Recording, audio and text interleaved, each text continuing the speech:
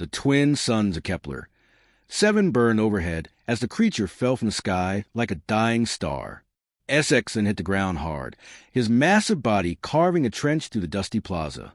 His silver-tipped wings folded at unnatural angles, and blue blood pooled beneath his cracked scales. The Draken warrior tried to lift his head, but pain shot through every nerve. His vision blurred as shapes began to gather around him. The marketplace had been busy moments before. Now everything stopped. Vendors abandoned their stalls. Children were pulled behind their parents. Everyone stared at the fallen dragon. Mayachin pressed her face against the window of her family's small shop, her breath fogging the glass. She was 12 years old, with dark hair pulled into a messy ponytail and dirt still under her fingernails from her morning chores. Her heart hammered in her chest as she recognized those wings. Those silver-tipped wings that had covered her body just 3 weeks ago when acid had sprayed through the air. Maya! Get away from the window. Her father called from a back room. Robert Chin was organizing medical supplies, preparing for whatever chaos might come. He hadn't seen what his daughter had seen. He didn't know. In the plaza, the crowd grew larger. The Chitauri came first, their insect bodies clicking with excitement as their compound eyes reflected the fallen dragon. Their translator boxes crackled with harsh words. A Draken. Here. Helpless. The lumens arrived next, their crystalline bodies refracting the sunlight into rainbow patterns across the ground. They were usually peaceful, but even they harbored resentment. The Draken Empire had claimed 3 of their mining worlds last year. The Sorok merchant Crixtalk pushed to the front of the crowd. He was large for his species, with dark green scales and yellow eyes that burned with old hatred. His family's trading ships had been destroyed in Draken territory. 15 of his clan had died. He bent down and picked up a rock from the plaza floor. For the innocent, he hissed, weighing the stone in his clawed hand. SX then's golden eyes tracked the movement.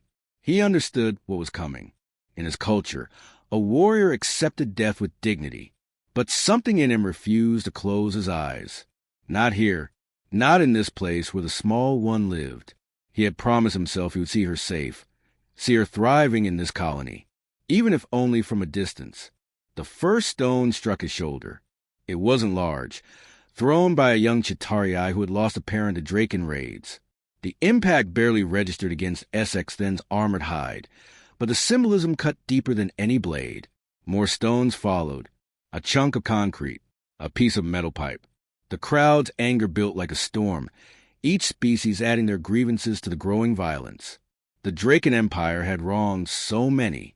Here was one of their mighty warriors, brought low. Here was justice within reach. Maya's hands balled into fists against the window. She watched a stone strike SX then's head, saw him flinch, saw blue blood drip from a cut above his eye. That same eye that had looked at her with such gentleness in the canyon. That same gentle look that had calmed her terror when the rift crawlers surrounded her. "They're going to kill him," she whispered. Her father's voice came again, more urgent now.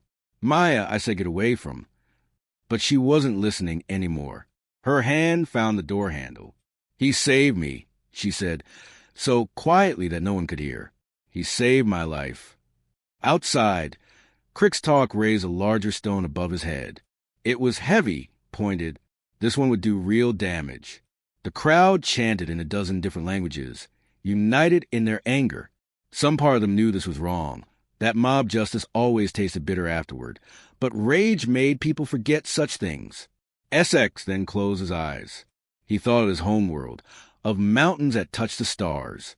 He thought of his flight brothers, warriors who would sing of his deeds. And he thought of the small human child with brave eyes who had thanked him in broken Draken before he left her at the colony's edge. For the fallen, Crixtalk bellowed, preparing to bring the stone down on the dragon's skull. The shop door burst open with a bang that echoed across the plaza. A small figure ran into the sunlight, her voice cracking with fear and fury, but carrying clear across the sudden silence. "Stop." Every head turned. Every hand froze. The stone remained raised but did not fall. Mayachin stood trembling in the plaza dust, her small human frame dwarfed by the aliens around her, facing down a mob that could crush her without thought. He saved my life. The crowd's angry voices faded as Maya's words hung in the air. For a moment, nobody moved. Then Crickstalk lowered his stone slightly, his yellow eyes narrowing at the small human girl, who dared interrupt their justice. "What did you say, child?" His voice was dangerous and quiet. Maya's legs felt like water, but she forced herself to take another step forward. Her mind flew back 3 weeks to the day that had changed everything. She had been stupid that day. She knew it even then. Her parents had told her 100 times never to leave the colony safe zone, but the rare crystals she needed for her school project only grew in the deep canyons.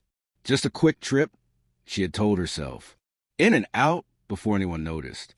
The canyon walls had been beautiful, striped with orange and purple layers of ancient rock. Maya had filled her collection bag quickly, humming to herself as the twin suns warmed her back. She hadn't heard them approaching until it was too late. The rift crawlers came from 3 directions at once. 6-legged nightmares with bodies like armored centipedes and mandibles that dripped yellow acid. Their chittering filled the canyon, echoing off the walls until Maya couldn't tell which direction the sounds came from. She had pressed her back against the rock wall, her collection bag falling forgotten to the ground. 7 of them. She counted 7 sets of black eyes reflecting her terrified face.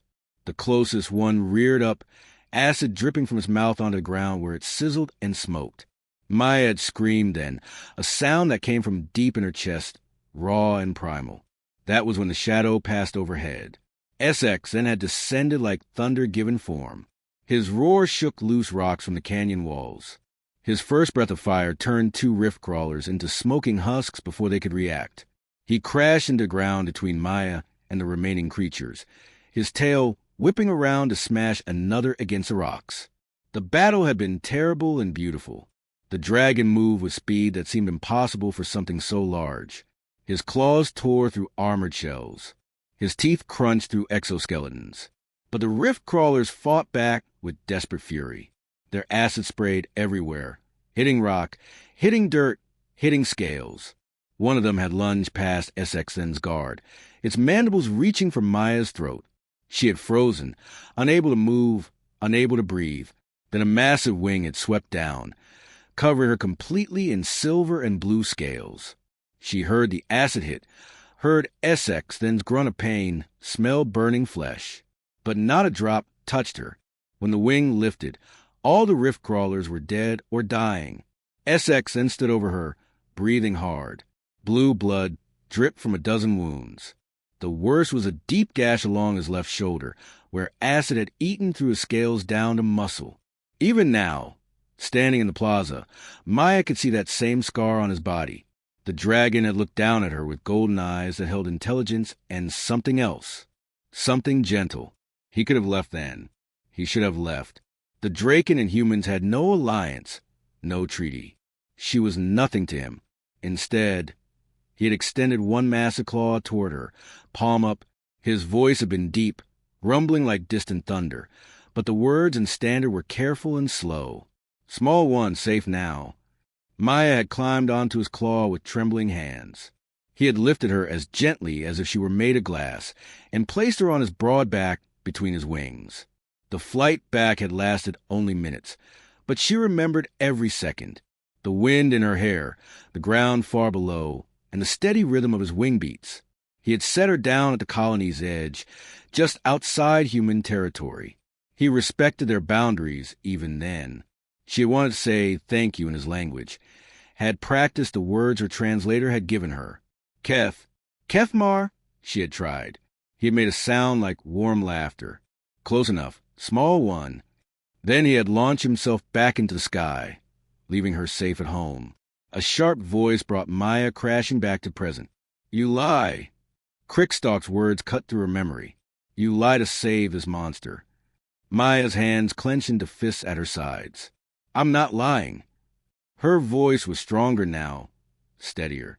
She pointed at SXN's shoulder. Look at his scar. Left shoulder. Acid burn. 3 weeks old. He got it saving me from rift crawlers in the southern canyons. She rolled up her right sleeve, showing a patch of scarred skin on her forearm. This is where 1 drop got past him. 1 drop. He took the rest on his wing. SX then's massive head lifted slightly. His golden eyes focused on the small figure standing before the mob. Recognition flickered across his draconic features. Small one, his voice was weak, thick with pain, but it carried across the silent plaza. "You here?" The plaza fell into a strange silence. Even the wind seemed to hold its breath.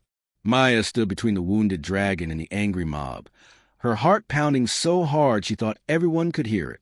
Crickstalk's yellow eyes moved from the girl to the dragon and back again. His scaled face twisted with doubt, but anger still burned there. He dropped a large stone, but picked up another, smaller one. He tossed it from hand to hand, thinking, "A pretty story, human child," he said slowly. "But we only have your word, a child's word. Perhaps you are confused. Perhaps you dreamed this rescue and now believe it real." Maya's face flushed red. "I know what happened to me." A Chitauri stepped forward, its translator box crackling. "The Draken are conquerors. They take what they want. They show no mercy. This one is the same as all the others." Murmurs of agreement rippled through the crowd. Several aliens nodded or made gestures of support in their own ways. The mob's anger was building again, like a fire that had been briefly dampened but not extinguished. SX then tried to rise but collapsed back onto his side. His breathing was labored, each breath accompanied by a wheeze that suggested broken ribs. Blue blood continued to pool beneath him. His golden eyes found Maya's face and stayed there. "Small one should not be here," he managed to say. "Not safe for you." "It's not safe for you either," Maya shot back. Her voice cracked with emotion. "And you came for me anyway." Crickstalk took a step closer to Maya. He towered over her, his bulk 3 times her size. "Move aside, child. This does not concern humans. This is justice for crimes committed by his kind. He didn't commit any crimes." Maya's voice rose high and fierce. "He saved my life when he didn't have to. He could have flown past that canyon. He could have ignored my screams. But he didn't. So you say..." Another voice called from the crowd. A lumen this time, her crystalline body shimmering with agitation. "But where is your proof? Show us proof, human child, or move aside." Maya's mind raced. Proof. What proof did she have? The burn on her arm could have come from anywhere. The scar on SX then's shoulder could be from any battle. How could she prove something that had happened when she was alone with him in the wilderness? Then she remembered something. Something small but important. "His wing," she said suddenly, turned to point at SX then's left wing. The silver tips on his wings. They're not natural coloring. They're honor marks. Draken warriors earn them for acts of courage. She turned back to the crowd, speaking faster now. 3 weeks ago, his left wing only had 2 silver tips. I counted them during the flight back. Now look, there are 3. The crowd shifted, leaning to see. It was true. The left wing bore 3 silver markings, gleaming even to the dust and blood. "He earned another mark after he saved me," Maya continued. "That's how their honor system works. Someone saw. Someone in his fleet or his command knew what he did, and they gave him another mark." SX then made a sound deep in his chest, something between a growl and a rumble. Small one remembers. There was wonder in his voice. Small one sees. Crickstalk hesitated. This detail was too specific for a child to invent, too precise. But his hatred ran deep, carved into his heart by years of loss. "One act of mercy does not erase a species' sins," he hissed. "Maybe not," a new voice said firmly. Maya's father pushed through crowd. Robert Chun was not a large man, but he carried himself with the bearing of someone who had seen combat. His face was pale with fear for his daughter, but his jaw was set with determination. He moved to stand beside Maya, placing one hand on her shoulder. "Maybe one act doesn't erase everything," Robert continued, addressing the entire crowd now. "But my daughter doesn't lie. Not about something like this. Not ever." He looked down at SX then, studying the wounds with a medic's practiced eye. Then he did something that made the entire crowd gasp. He knelt beside the dragon. "On Earth," Robert said clearly, "we have a code. If someone saved your child's life, You owe them a debt that can never be fully repaid. This Draken saved my daughter when he had no reason to, when it cost him blood and pain. Robert looked up at Crickstalk, his eyes hard. I won't let him die in the street like a dog, not while I'm breathing. Crickstalk's hand tightened around his stone. You would protect a dragon? You humans are fools. Maybe, Robert agreed, but we're fools who pay our debts. He opened his medical kit and began cleaning the worst of SX Then's wounds. The mob watched in stunned silence as a human tended to their enemy. Robert Chen's hands moved quickly over SX Then's wounds. The dragon flinched at first, his body tensing as if expecting an attack. But Robert's touch was gentle, professional. He cleaned the gashes, applied antiseptic gel, and wrapped the worst injuries with medical bandages. This shoulder wound is old, Robert announced loudly, making sure everyone could hear. 3 weeks, maybe 4. The acid scarring pattern matches Rift Crawl saliva exactly. I've treated enough colonists to know. He traced the edges of the scar with his finger. And look here, the way the tissue healed. He didn't get medical attention right away. He flew with this injury, probably for several hours. That kind of pain would ground most creatures, but he kept going.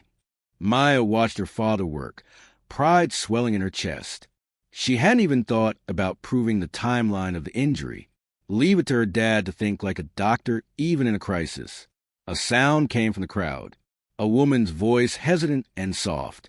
The child speaks truth in her face. I see it. Maya turned to see Mrs. Patterson, her neighbor, standing at the edge of the mob. She was a teacher at the colony school, a woman who had taught hundreds of children, and claimed she could always spot a liar. I've known Maya since she arrived on this world, Mrs. Patterson continued, stepping forward. She's never been one for tall tales. If she says this dragon saved her life, then he did. Another human voice joined in.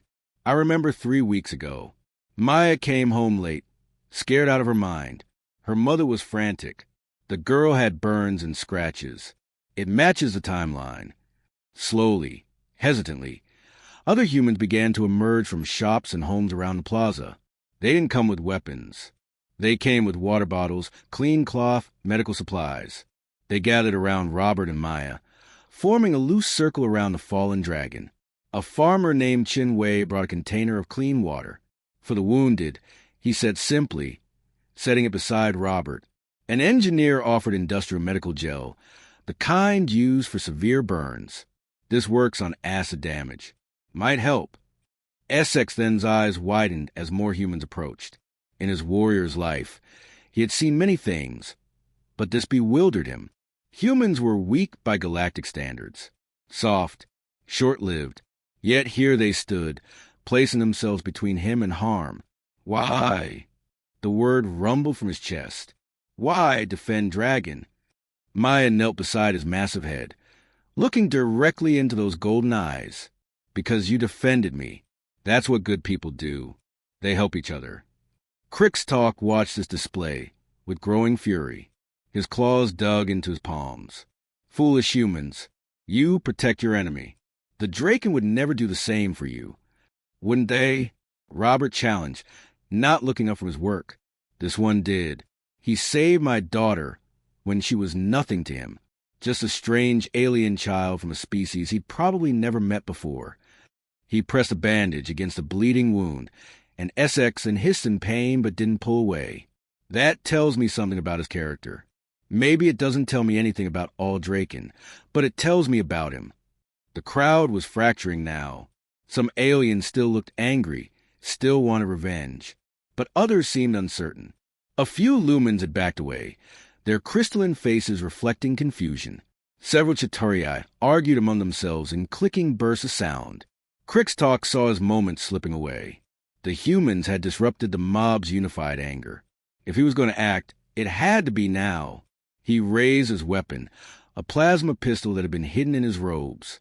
The barrel pointed directly at SX Then's head. One dragon's mercy doesn't erase a species' crimes. My family died because of the Draken. 15 lives.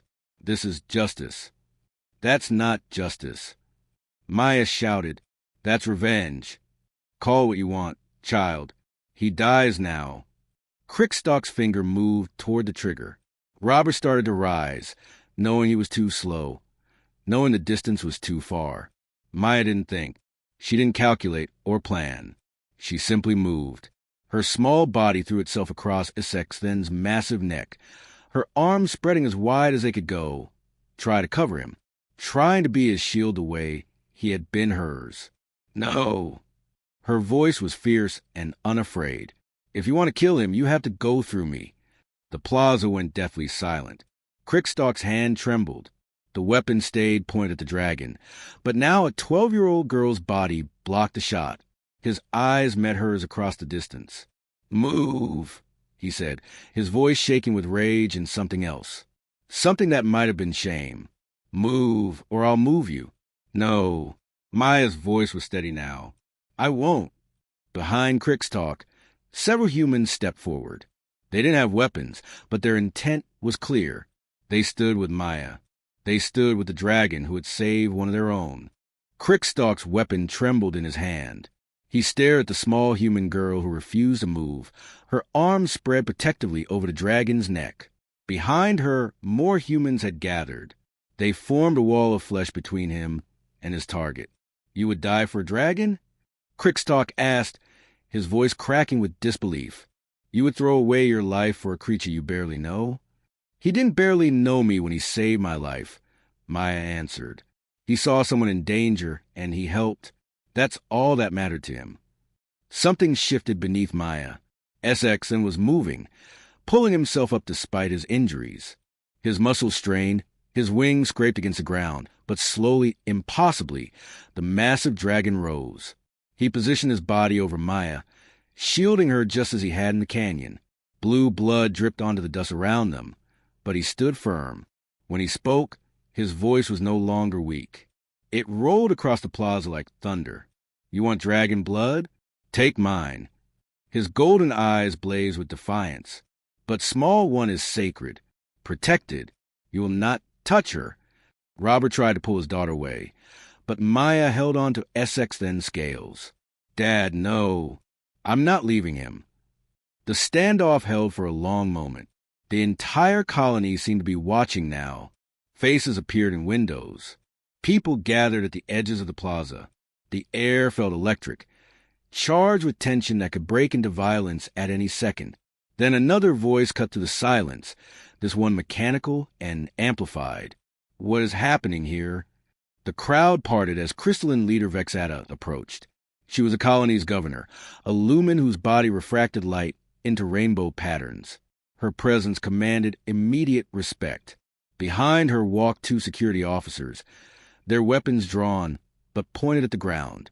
"Governor," Crickstock said quickly, lowering his weapon slightly, "we found a Draken warrior.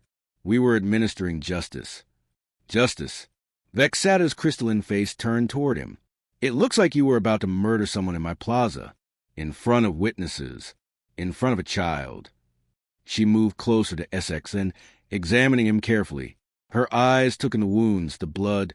The humans clustered protectively around him. Then she looked at Maya. "Child, tell me what happened." "All of it." Maya did. She told the story from beginning to end.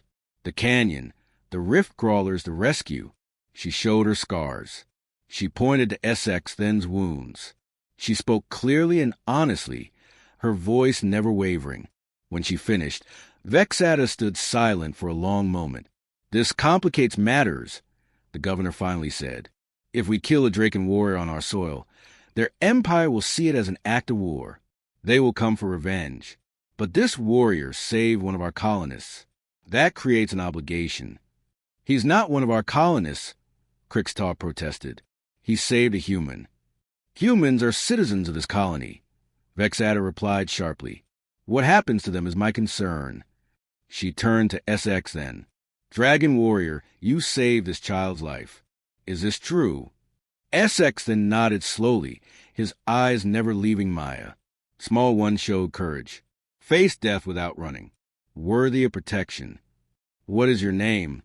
"Essex-Then, First Wing of the Northern Fleet." "And what do your people call someone who shows courage beyond their size?" "Someone who earns protection." Essex-Then's eyes widened slightly. He looked down at Maya with something like wonder. Then he spoke a word in his own language, deep and resonant. Ketar. Translate, Vexata commanded. It means brave heart, small warrior, one who acts with honor when dishonor would be easier. Essex then's voice grew stronger. In my culture, Ketenar is highest honor. This small one has it. He lowered his massive head until his snout was level with Maya's face. Before my ancestors, before the sky and stars, I name you Ketenar. You are under my protection. Always. Maya felt tears prick her eyes. She reached out and touched the scales gently. Thank you for saving me. Thank you, Essex then rumbled, for saving me. Vexata made a decision. Essex then of the Northern Fleet, you may recover in the human quarter of our colony. When you are healed, you must leave Kepler 7. But this day will be recorded, the day a dragon and a human showed us all what honor truly means. She turned to the crowd. This gathering is over. Return to your homes. Anyone who touches his dragon will answer to me personally. The mob dispersed slowly, reluctantly. Crickstalk left last, his face twisted with conflicting emotions. But he left.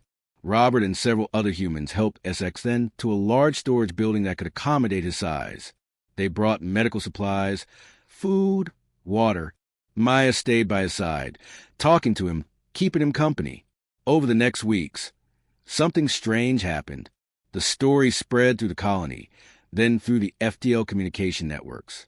A human child defending a dragon warrior. A dragon naming a human as Ketenar. It was unprecedented. When SX then finally healed and prepared to leave, half the colony came to see him off. He spread his wings, magnificent and whole once more, and looked down at Maya one last time. If ever you need me, small one, call my name to the sky. I will come. Then he launched himself upward, circling once before flying toward the stars. 6 months later, raiders attacked Kepler 7. The colony's defenses began to fail. People prepared for the worst. Then 3 Draken warships appeared in orbit. SX then's voice boomed across every communication channel in the colony. We protect Ketenar. We protect her people. The raiders fled. Maya stood in the plaza where it all began, watching the Draken ships patrol overhead. Her father stood beside her, his hand on her shoulder. You changed the galaxy, little one, he said softly. Maya smiled. No, Dad. SX then. And I just showed it what was already possible. Sometimes all it takes is one person willing to do the right thing, even when it's scary. Above them, a dragon circled, keeping watch over the small one with a brave heart.